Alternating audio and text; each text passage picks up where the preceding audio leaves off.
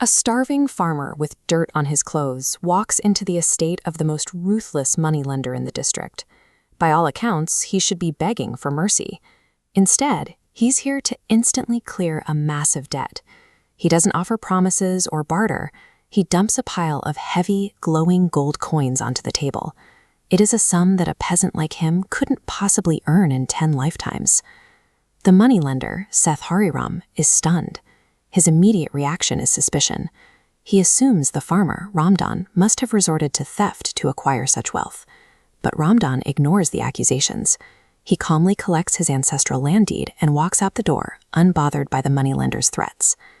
To understand how this transaction actually happened, we have to trace Ramdan's timeline backward, returning to the sudden, catastrophic storm that ruined his life just a few weeks prior.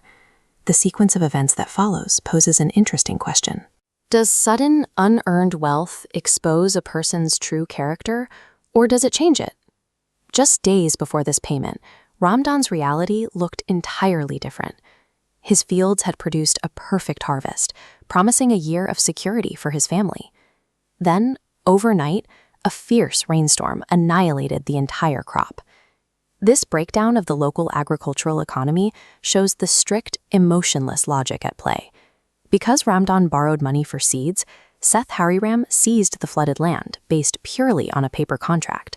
Stripped of his farm, Ramdan faced immediate exile.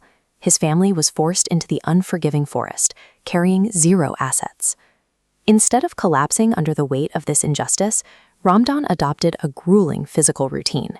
He ventured into the woods every day to chop timber, trading hours of intense labor at the market for mere scraps of food.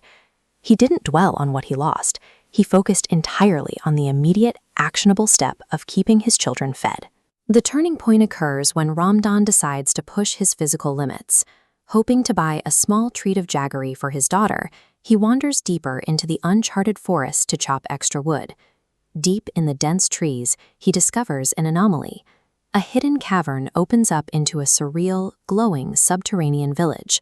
The buildings shine like solid gold, yet there is no sign of ordinary human activity. Instead of villagers, he encounters a supernatural king. This ruler evaluates visitors based on the purity of their struggle, rather than their outward status, noting the calluses on Ramdan's hands and the honesty in his voice. The king presents a chest of gold coins as a direct reward for Ramdan's uncomplaining grit, pointedly distinguishing the gift from simple charity. Returning to the surface, Ramdan executes a specific plan. He immediately clears his predatory debt, retrieves his ancestral land, and invests the remaining capital into a community-focused wood business. Capital placed in the hands of someone tested by extreme hardship quickly becomes a tool for collective growth. Back in the present timeline, Seth Hariram watches this new enterprise flourish. Driven by obsessive jealousy, he stalks Ramdan through the forest, determined to locate the source of the gold. Seth finds the cavern and confidently marches inside, operating on the flawed assumption that wealth is simply free for anyone bold enough to claim it. The king reacts differently this time.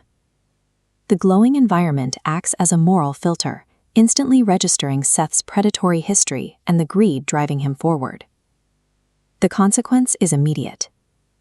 Seth is stripped of his freedom and imprisoned in the dark, punished by the aggressive acquisition he sought to exploit.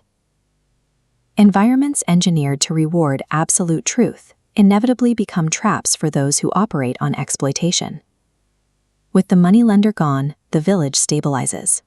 Ramdan's legitimate business is thriving, yet he remains grounded, working directly alongside the villagers he employs. Then comes the final disruption. A royal messenger arrives at Ramdan's modest home, summoning him back to the hidden kingdom. This diagram reveals the king's true objective. He used the initial gift of gold as a rigorous stress test, injecting wealth into extreme poverty to see if Ramdan's integrity would hold before offering him the throne. Ramdan accepts the crown on the condition that he governs as a servant to the people rather than a superior. This succession upends the traditional power dynamic of the region, placing the man from the lowest social class at the highest heat of authority. In the end, Ramdan's refusal to abandon his values during total devastation became the mechanism that rewrote his destiny.